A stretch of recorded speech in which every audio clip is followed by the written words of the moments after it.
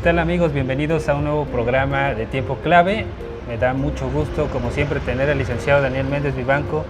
Bienvenido. Ingeniero, muchas gracias por la invitación una vez más a este programa que es mi ahijado. Así es. He sido el padrino de Tiempo Clave y mucho me complace, te lo dije la otra vez y hoy te lo vuelvo a comentar, que conserves este programa en el que haya un desfile de opiniones diversas acerca de los temas que nos generan debate en la actualidad, y qué bueno que tú estés al frente de este programa y lo conserves por un buen rato. Muchísimas gracias, licenciado. Pues como usted sabe, en TRC Play tenemos diversidad de programas. Últimamente ha estado viendo al licenciado Daniel Méndez Vivanco en sus dos programas que tiene con nosotros, que es Conociendo Huatusco, donde puede usted conocer toda la historia de aquí de nuestra ciudad, o también puede usted verlo a través de Reflexiones Históricas, un programa que bueno, pues habla precisamente de eso, de hacer reflexiones históricas para entender el pasado, pues de las circunstancias que estamos viviendo hoy, entenderlas viendo la historia, ¿no? Y Conociendo Huatusco también. Y Conociendo Huatusco también, que ha tenido mucho éxito. La verdad es que, pues como siempre, el licenciado tiene opiniones y tiene mucho conocimiento que pues a todos ustedes les gusta mucho, pues saber detalles, historias que a veces no teníamos, ¿no?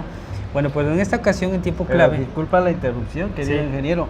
Hay que decirle a nuestro público, en primer término, que agradecemos la anfitrionía de la familia Magín Fernández, que son los dueños. Estamos en pleno centro de la ciudad de Huatusco, en un día soleado, hermoso.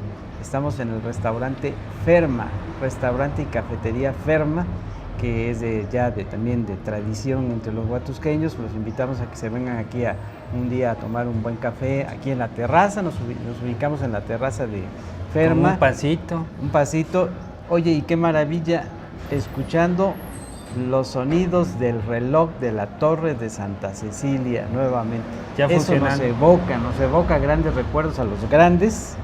Te decía yo fuera de cámaras que me transporta a mi niñez, y pues qué mejor ambientación, ¿no? Sí, qué bueno que por fin ya tenemos funcionando y restaurada parte de la parroquia de Santa Cecilia, y funcionando el reloj que ha sido emblemático, ¿no? Así es. Y a lo largo de la historia de Huatusco, pues muy importante, un ícono de la ciudad que ya está funcionando. Bueno, regresando al tema del programa de Tiempo Clave, pues usted sabe que este programa se ha dedicado a analizar el tema de la política y pues la sociedad en general. Y bueno, en esta ocasión hay un tema que ha causado mucho revuelo a nivel nacional por la reaparición de la ex lideresa del CENTE, el Baster Gordillo, que bueno, reaparece con unas polémicas declaraciones. Licenciado, ¿cómo vio su aparición nuevamente? Bueno, ella siempre ha sido polémica desde que emergió a la palestra del Sindicato Nacional de Trabajadores de la Educación, la forma en cómo llegó, sustituyendo a Carlos Longitud Barrios, que fue una gestión también muy larga la de Carlos Longitud Barrios. La forma en cómo llega, ella despertó una gran polémica, esa forma en cómo llega, la forma en cómo se mantuvo mucho tiempo, así como también cuando es quitada de ese cargo. Y ahora que pues aparece nuevamente en la escena Baster Gordillo, pues ya sus declaraciones que ha hecho hace unos días, para ser más exactos, este fin de semana en Puebla, en Cholula, Puebla, pues están sus expresiones, sus respuestas en el ojo del huracán. Provocan que el ambiente de la política, ya de por sí brumoso, se torne tenso, se torne con muchas interrogantes, con muchas incertidumbres, sobre todo en la relación, en su vínculo con el gobierno federal que preside Andrés Manuel López Obrador. Así es, un personaje amado por unos, odiado por otros.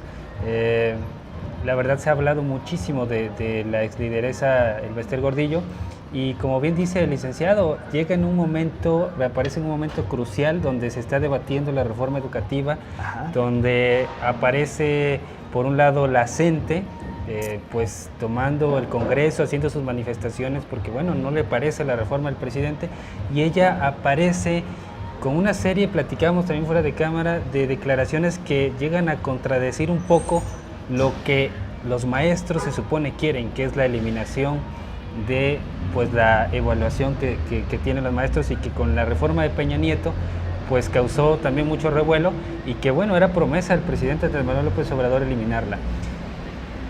Quisiera analizar primero eso, licenciado, la parte de las declaraciones donde dice el Baester Gordillo: nosotros propusimos la evaluación de los maestros y nosotros propusimos que se repartieran las plazas, el 50% de las plazas, de manera que el gobierno las repartiera. Fue propuesta de nosotros. Mira, eso es cierto. Platicábamos antes de que entráramos al programa en el tenor de estas ideas, y yo te comentaba que el Baester Gordillo sí es cierto lo que ella ha externado. En la parte, lo que sería la segunda parte del régimen de Felipe Calderón, ella haciendo una evaluación de la memoria histórica, ella, recordemos que había estado declarando y había estado muy dinámica, insistiendo en que el Sindicato Nacional de Trabajadores de la Educación, ya ella investida como presidenta vitalicia, se promoviera este Instituto Nacional de la Evaluación. Ella dijo que la evaluación no se debía quitar de lo que es el sistema educativo nacional en su estructura fundamental, porque es cierto también, la evaluación pues forma parte de los procesos pedagógicos.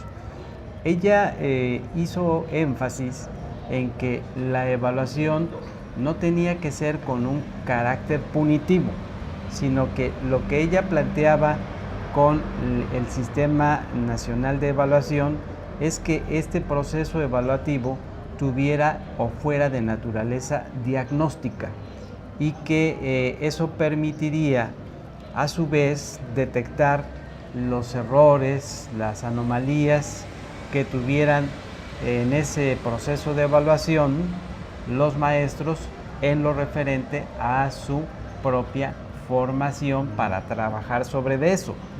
Recordemos también, ahí hay un punto, en ese antecedente, un punto que generó polémica, porque la maestra Baester Gordillo también dijo que las escuelas normales del país no estaban rindiendo los frutos necesarios, y entonces ella propuso, y ahí se armó el gran revuelo. Yo pienso que con esto que voy a recordarle al público y te voy a recordar a ti, ingeniero, ahí empezó como que fue el inicio de lo que sería su debacle.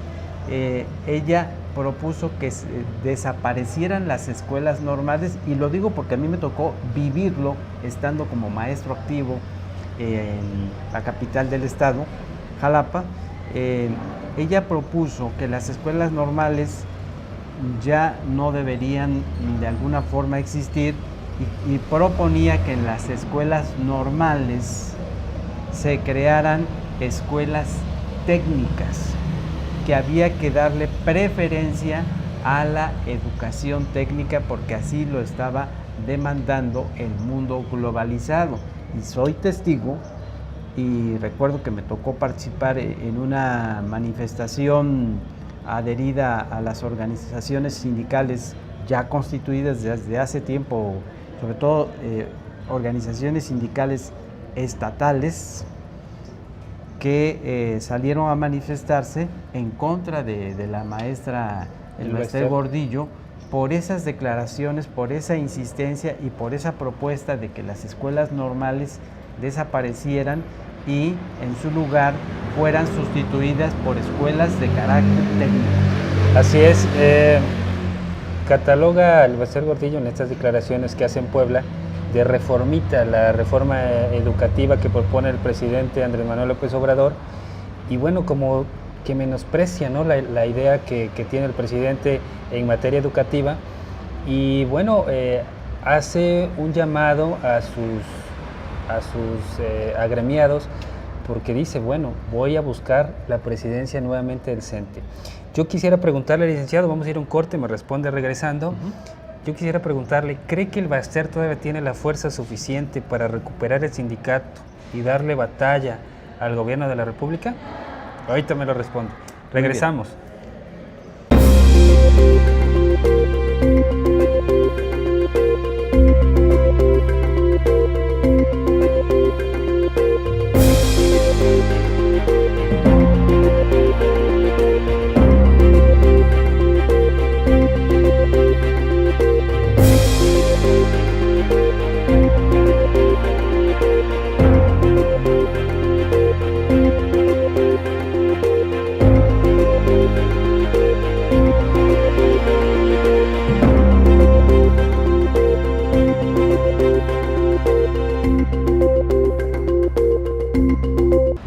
Pues ya regresamos a tiempo clave, perdón, y bueno, sigo platicando con el licenciado Daniel Méndez Vivanco sobre el tema de la educación y la reaparición del Ballester Gordillo, pues con estas declaraciones, ¿no? ¿Cree que tenga la fuerza suficiente para hacer un contrapeso e influir en las decisiones del gobierno federal? Bueno, ella ha demostrado tener un poder de convocatoria. Aquí entran dos aspectos. Ella ha demostrado tener un poder de convocatoria importante. También no hay que olvidar que hasta incluso momentos previos a que ella fuera aprehendida por las autoridades federales, sobre todo de la Procuraduría General de la República al inicio de la administración del expresidente Peña Nieto, ella generó una multiplicación de plazas a muchos jóvenes maestros que aspiraban a tener la titularidad de esos desempeños docentes. Nada menos aquí, por ejemplo, en la zona de Huatusco, la zona central, la zona regional y el estado de Veracruz fueron muy favorecidos por las gestiones del otorgamiento de plazas que se daban por parte del Sindicato Nacional de Trabajadores de la Educación. Eso por una parte. Por el otro lado, pues ella también no hay que olvidar que cuando es aprendida, en esos momentos se estaba desarrollando un congreso magisterial, y cuando es aprendida, ella viaja desde San Diego, creo que andaba por San Diego en Estados Unidos, y a ella le habían advertido de que no asistiera al Congreso Magisterial porque ya se hablaba de el ejercer presión por parte del gobierno federal, y entonces ella, tengo entendido que ella externó un comentario de que ella confiaba en sus maestros y confiaba en que si fuera aprendida los maestros iban a elevar una protesta, lo cual no fue así. ¿Qué quiero dar a entender con todo esto que estoy diciendo y atendiendo a tu pregunta? Que sí, hay un poder de convocatoria que sigue teniendo fuerte la maestra del Ballester Gordillo, pero no deja de tener sus valores de riesgo. Habría que ver qué estrategias estaría implementando el gobierno federal, porque no creo que se quede con los brazos cruzados. Claro. Va a ser una lucha ahí importante, pero no deja de haber valores de riesgo. Y hay que ser muy claros, no es la misma el Ballester en 2013 cuando fue prendida a la que es ahora. Los escándalos de corrupción y todo lo que se destapó de los desvíos millonarios de las cuentas del sindicato, cuentas personales, gastos en Estados Unidos, vaya, increíbles, ¿no? De ostentación y lujo, pues sí le pegan a mucha gente, no cambia la opinión que a lo mejor tenían de la maestra, pero como bien lo dice, hay muchísima gente que se ha visto beneficiada por la maestra y pues sigue teniendo el apoyo, y el caso claro lo vimos en las elecciones pasadas con redes sociales progresistas, apoyar a Andrés Manuel López Obrador, y que en gran medida tiene que ver mucho a que pues haya ganado Andrés Manuel, ¿no? Yo lo que quiero dar a entender también es que, por un lado, es una estrategia interesante cuando ella ha declarado que por fin vamos a ver a un nuevo partido en el país configurado al 100% con el magisterio, y que se le tendría que, o porque tendría ese objetivo fundamental, se le tendría que dar, por ende, o como consecuencia lógica, una reivindicación total al magisterio que ha sido vilipendiado, así lo utilizó la maestra en su expresión, ha sido atacado, ha sido como el patito feo, durante el sexenio de Enrique Peña Nieto y con el advenimiento de la reforma educativa. Por otro lado, también ella creo que le está apostando a ese grado de compromiso que hubo por parte de un muy buen número de maestros jóvenes, a los cuales ellos mismos se vieron favorecidos en aquel apogeo de la profesora Elbaster Gordillo, que otorgaron plazas en el país.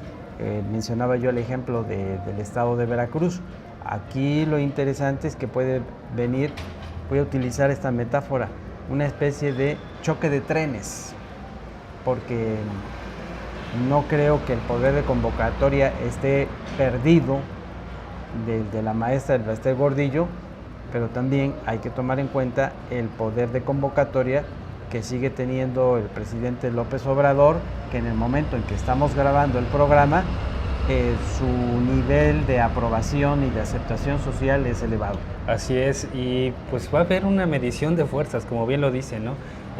Por un lado está la población en general, ¿no? Que la mayoría de la gente vio positiva porque plantearon la idea de la reforma educativa de Peña Nieto con la acción de evitar los abusos, poner a trabajar a los maestros y mejorar la educación, cosa que no sucedió, pero que pues a final de cuentas la gente apoyó esa reforma, y ahora con Andrés Manuel, como bien lo dice, ese porcentaje de gente que lo aprueba y que ha aprobado todas sus decisiones, aunque algunas han parecido contradictorias, dudo mucho que se vayan a inclinar hacia apoyar a la maestra, ¿no? Van a seguir respaldando a Andrés Manuel López Obrador.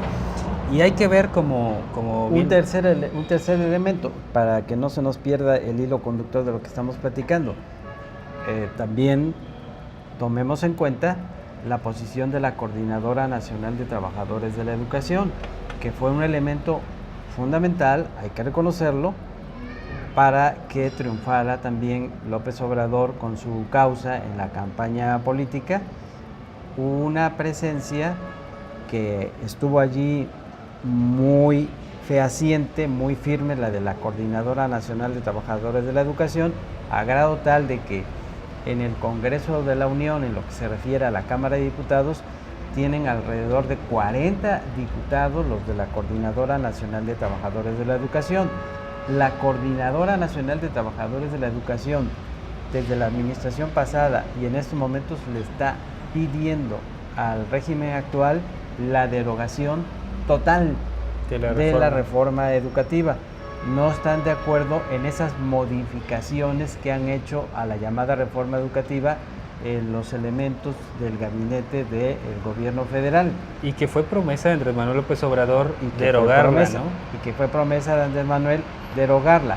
Por otro lado, también lo que debemos tener muy presente es el hecho de que es la segunda vez. Hay que estar atentos. Yo le pediría a la opinión pública de que estemos atentos, porque ya hicieron los dirigentes de la Coordinadora Nacional de Trabajadores de la Educación el aviso de que creo que en el transcurso de esta semana van a presentar una segunda propuesta, porque también no olvidemos que hubo una primera propuesta que presentó la Coordinadora Nacional de Trabajadores de la Educación, a la que, por cierto, no se le dio mucha difusión, y debemos estar atentos como elementos de la sociedad a ver lo que están proponiendo, porque yo no estoy de acuerdo tampoco en cuando se dice que los de la Coordinadora Nacional de Trabajadores de la Educación son una bola de ignorantes. Hay gente así como dentro de la sociedad como que los menosprecian, que caen en una posición muy radical.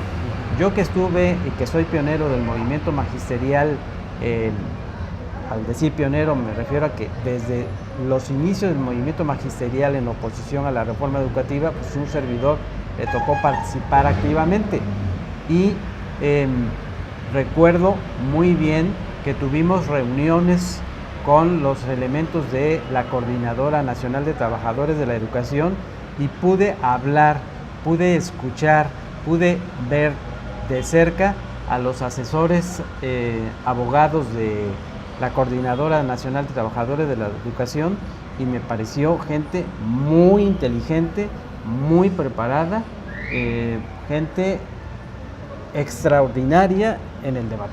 Vamos a ir a un corte y también hay que aclarar, antes de irnos al corte, que el Baster lo dijo, son los únicos que están haciendo algo para detener la reforma pues que ahorita propone el presidente López Obrador.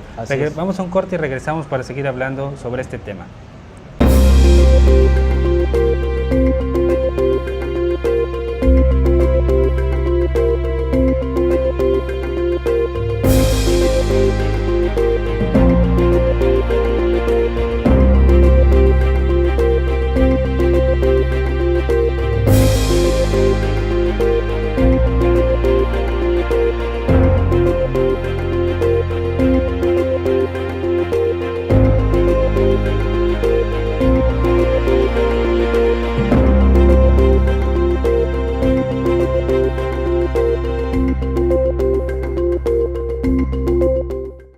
Pues regresamos a Tiempo Clave y seguimos hablando sobre este tema tan controversial en México y que es un talón de Aquiles.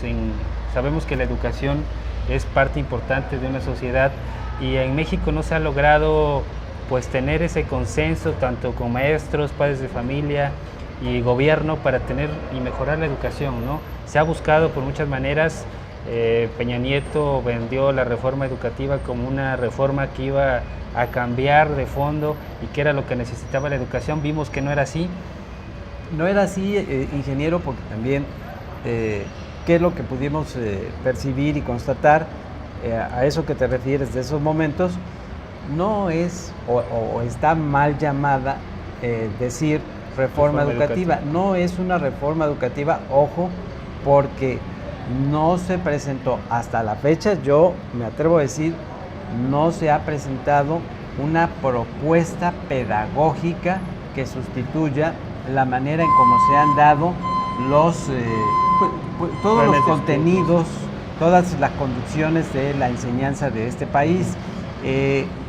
Lo que se le ha dado en llamar reforma educativa fue una serie de disposiciones laborales de carácter administrativo y que llevaban como fin afectar fuertemente a la base magisterial, y eso es lo que no se vale, porque si querían trabajar en ese sentido, tenían que haber insistido y dirigir todas sus baterías. Yo lo dije en varias de las manifestaciones con el micrófono en alto y públicamente, lo dije en aquellos tiempos, tenían que haber dirigido sus baterías, no nada más con quitar a la dirigente nacional y con eso ya se dieron por bien servidos. Tenían que haber dirigido sus baterías las autoridades federales para sanear los puestos directivos, los puestos ejecutivos donde había grandes vicios de corrupción en la estructura de la Secretaría de Educación Pública, como en las organizaciones sindicales. Aquí hay que traer a colación otro punto, ingeniero. Cuando se plantea el asunto de permear la vida democrática de las organizaciones sindicales, bueno, lo que se está pidiendo ahí es que haya la libertad para ejercer el voto, que el voto sea secreto, libre, sin ninguna presión, voto universal, voto directo. Y bueno, como dijo el presidente López Obrador, él dijo, me voy a sentar en la butaca del cine con mis palomitas de maíz, quiero ver si eso se respeta. Bueno, creo que hay que ver eso también. Claro, y el gobierno tiene la facultad y la obligación de vigilar que sea de manera democrática, ¿no? Otro elemento, si me lo permites, porque claro, me parece fundamental. Sí. También que quede claro, desde mi punto de vista, es algo que yo lo he defendido. No podemos apostarle, y ahí sí estoy de acuerdo con una declaración de la profesora Elbaster Gordillo, porque también lo externé en mi participación en las protestas en Veracruz en aquellos años del inicio de la administración de Peña Nieto. Tampoco podemos apostarle a que el sindicalismo de nuestro país sea un sindicalismo débil. Tiene que haber, insisto, no olvidemos, tiene que haber un contrapeso. Equilibrios. El sindicato tiene que ser un contrapeso a las disposiciones del gobierno en sus distintos niveles para evitar que se violen los derechos humanos. El sindicalismo en su naturaleza primaria es prístino. Prístino quiere decir pureza, y el sindicato surgió para defender realmente los derechos de los trabajadores de la educación, derechos que han sido violentados, porque si dejáramos y apostáramos a un sindicalismo débil, entonces con esa visión que ha tenido, sobre todo de carácter empresarial, los gobiernos neoliberales, pues acabarían por terminar, insisto, reitero, de violentar los derechos laborales. Así es. Parece que se repite la historia, licenciado, cuando se fundó Nueva Alianza, ¿no? Como una escena muy parecida a la que tuvimos el fin de semana pasado en Puebla. Anuncia la creación, ya se venía hablando de eso, de redes sociales progresistas, convertirlo en un partido y ser el Nueva Alianza, ¿no? Sí. ¿Cómo ve eso? ¿Positivo o negativo? Bueno, es que volvemos a la parte inicial de lo que estábamos comentando hace un momento. El partido Nueva Alianza surgió con esa necesidad de encauzar, porque así fue, necesidad de encauzar todos los ideales, pero también todos los reclamos del magisterio que no fueron escuchados durante mucho tiempo, pero desafortunadamente de alguna manera se distorsionó el objetivo. Se convirtió en un partido satélite del PRI. Se convirtió en un partido satélite, pero también tenemos versiones de que otra de las cosas que provocó en un momento determinado, llegado ese momento determinado, provocó la salida del Bester Gordillo tan fuerte, de que hubo desafíos, sobre todo al nombrar a Cuadri como candidato del partido de Nueva Alianza, hubo desafíos hacia el candidato en aquel momento, que era Enrique Peña Nieto. Creo que ahí ella lo que se confió es en el poder de su fuerza, y entonces el partido Nueva Alianza empezó a caminar por su propio rumbo al quitarle su visto bueno el candidato Enrique Peña Nieto. Esperemos que ese patrón de conducta no se repita con la creación de este nuevo partido. Ojalá. Ya para finalizar, licenciado, quisiera hacerle esta pregunta, a ver qué opina. ¿El regreso del Baster es positivo para el sindicato y para la educación? Bueno, yo pienso que hay luces y sombras, pero en estos momentos las sombras de ella como figura polémica de alguna manera las hemos conocido. ¿Cuáles serían las luces? Pues que lo enlazo con lo que acabo de decir. No podemos, ojo, no podemos apostarle al sindicalismo blanco, porque si se le sigue apostando a eso, lo que va a suceder es que los maestros del país se les vaya avisorando un horizonte pobre, preocupante en su seguridad y estabilidad laboral, porque lo que ha llevado como rumbo la política educativa en nuestro país es que los trabajos de base ya no se lleven a cabo, la permanencia en el sistema educativo ya no suceda. Por otro lado, también que los maestros se les estén manejando contratos.